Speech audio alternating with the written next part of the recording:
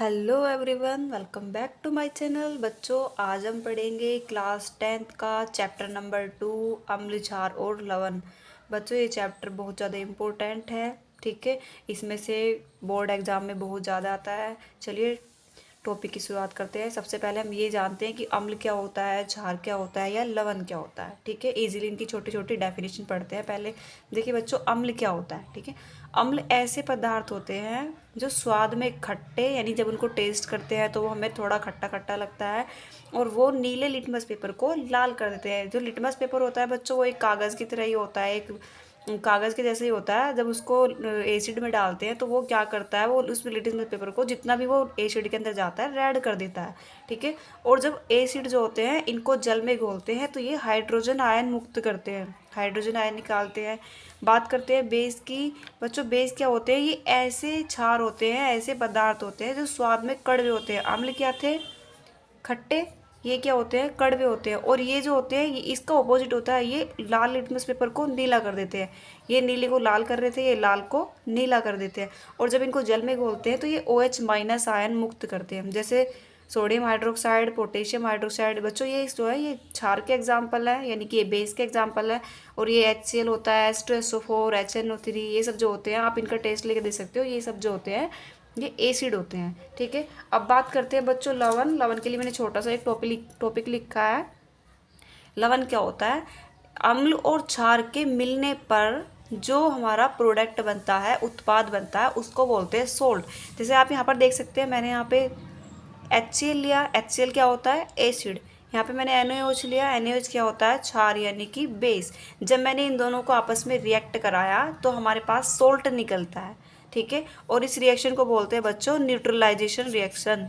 ठीक है, और साथ में क्या निकलता है? पानी निकलता है। ये बेसिकली छोटी छोटी डेफिनेशन हो गई है तीनों की, अम्ल, क्षार और लवण की। ठीक है, अब बच्चों हम अम्ल और क्षार को पहचानने का तरीका देखते हैं कि हम कैसे पता करेंगे कि ये एसिड है या बेस है या सोल्ट है। सबसे पहले बच्चों हम थोड़े बहुत डिफरेंस देख लेते हैं एसिड बेस के अंदर क्या होता है। देखिए, अभी मैंने आपको बताया कि जो एसिड होते हैं वो ऐसे पदार्थ होते हैं जो स्वाद में खट्टे होते हैं, जैसे कि नींबू, संतरा, या फिर अगर हम केमिकल की बात करते हैं तो HCl हुआ, H2SO4, ये से भी एसिड होते हैं। और अगर हम क्षार की बात करें तो बच्चों ये स्वाद में कड़वे होते हैं। अभी आपको बताया, जैसे कि साबुन हो गया। साबुन को अगर आप कभी मतलब नहाते हुए कभी गलती से चला जाता है तो वो थोड़ा नमकीन टाइप लगता है। सोप वाटर हो गया, या फिर आपको पता है NaOH, KOH, ये जो भी होते हैं ये सभी क्षार होते हैं। एसिड क्या होते हैं बच्चों? ये नीले लिटमस पेपर को लाल कर देते हैं। अभी मैंने आपको पीछे समझाया कि अगर कोई पेपर है उसको आप डालोगे एसिड में तो वो रेड हो जाएगा। इसको अपोजिट होता है बच्चों, अगर किसी लिटमस पेपर को आप बेस में डालोगे तो वो नीला हो जाएगा। ठीक है, एसिड जो होता है वो जल में घोलने पर हाइड्रोजन आयन देता है, जबकि बेस जो है वो जल में घोलने पर OH माइनस आयन देता है। आई होप आपको समझ में आ रहा होगा।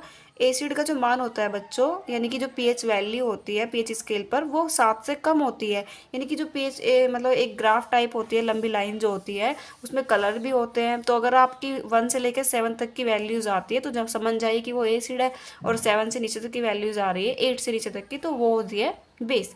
यहाँ पर यही दिखाया है कि 7 से ज़्यादा होता है तो वो बेस होता है। एसिड का सॉल्यूशन, एसिड का जो सॉल्यूशन होता है उसमें वो जो होता है बिजली पास करने में हेल्प करता है। इसका सेम होता है कि ये भी पास करने में हेल्प करता है।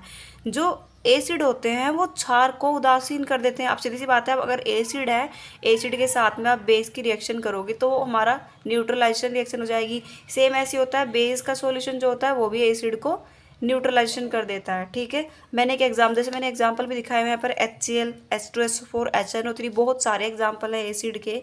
ऐसे यहाँ पर NaOH, calcium hydroxide, potassium hydroxide, ये तो मैंने केमिकल्स लिखे हैं एग्जाम्पल में। आप सोप वाटर ले लीजिए, एसिड में आप नींबू ले लीजिए। जो भी खट्टी चीज़ होती है या जो भी कड़वी चीज़ होती है उसको कन्वर्ट कर सकते हैं आप एसिड या बेस में। मैंने आपको यहाँ पे एक दिखाने की भी कोशिश की है, देखिए। देखिए बच्चों, मैंने थोड़ा सा समझाने की कोशिश की। देखिए ये एसिड, ये कोई फ्लास्क है, इसके अंदर यहाँ पर एसिड रखा हुआ है। ठीक है, देखो यहाँ तक जब एसिड है, ये मैंने ब्लू लिटमस पेपर इसमें डाला तो यहाँ तक एसिड था, तो आप देख सकते हैं यहाँ तक जो रेड हो गया। तो यानी कि जो एसिड होता है वो ब्लू लिटमस पेपर को रेड कर देता है। इसको अपोजिट होता है, देखिए मैंने इसके अंदर यहाँ बेस है, ये बेस है और ये एसिड था। तो जब मैंने रेड लिटमस पेपर को बेस में डाला तो वो ब्लू हो गया। तो सिंपल सी बात है, एसिड ब्लू लिटमस पेपर को लाल कर देता है, बेस रेड लिटमस पेपर को ब्लू कर देता है। आई होप बच्चों आपको ये चीज़ें समझ में आई होगी। अब देखते हैं बच्चों एसिड बेस को पहचानने की ट्रिक। मैं बहुत ही आसान ट्रिक बताऊंगी जिससे आप आसानी से पता लगा सकते हैं कि ये एसिड है या बेस है।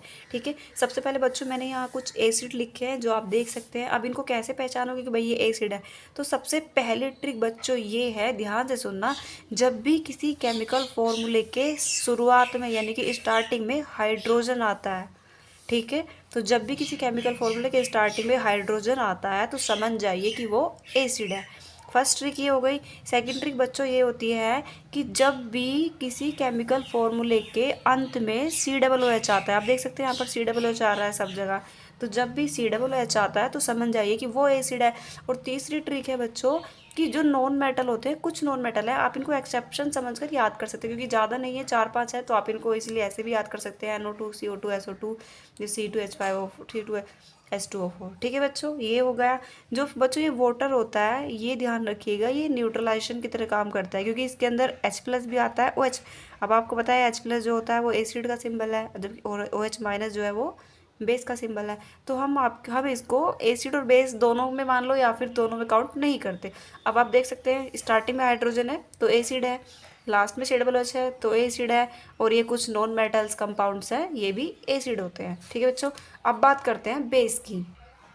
देखिए बच्चों मैंने यहाँ बेस के लिए भी एक ट्रिक लिखी है। अब देखिए आपको यहाँ पर बहुत सारे कंपाउंड्स लिखे दिखाई दे रहे हैं, बहुत सारे फॉर्मूले हैं जो कि बेस है। ठीक है, अब इनकी भी ट्रिक है। सबसे पहले बच्चों ध्यान रखिएगा, जब भी किसी फॉर्मूले के लास्ट में OH आता है, आप देख सकते हैं सब में OH आ रहा है, जब भी किसी फॉर्मूले के लास्ट में OH आएगा तो वो बेस होगा। और दूसरी ट्रिक, जितने भी मेटल होते हैं, जितने भी मेटल के ऑक्साइड होते हैं, देखो आपको यहाँ पे देखते हैं कॉपर ऑक्साइड, एल्यूमिनियम ऑक्साइड है, बेरिलियम ऑक्साइड है, जितने भी ऑक्साइड होते हैं वो भी सारे बेस होते हैं। जैसे आप देख सकते हो पोटेशियम हाइड्रोक्साइड, बहुत सारी चीज़ें हैं। ठीक है, आई होप बच्चों आपको ये सभी समझ में आ रहा होगा। मैं दोबारा एक बार रिवाइज करा देती हूँ। जो एसिड होता है जब उसके स्टार्टिंग में हाइड्रोजन हो या लास्ट में COOH हो या कुछ मेटल जो होते हैं ये सभी क्या बोलते हैं, एसिड होता है। या फिर बेस की बात करते हैं, अगर बेस के लास्ट में OH आ रहा हो या फिर मेटल ऑक्साइड हो तो वो बेस होते हैं। जैसे देखिए hydrogen fluoride, hydrogen chloride, hydrogen chloride, hydrogen sulphide, sulphuric acid, nitric acid, nitrous acid, इस तरह फॉस्फोरिक एसिड, ये सभी जो होते हैं ये एसिड होते हैं। बहुत सारे फॉर्मूलाज हैं जो आप अच्छे से पढ़ सकते हैं। आई होप बच्चों आपको ये वीडियो समझ में आई होगी। अगर आपको हमारी वीडियो अच्छी लगी हो तो प्लीज़ हमारे चैनल को लाइक करें, शेयर करें और सब्सक्राइब करें। Thank you.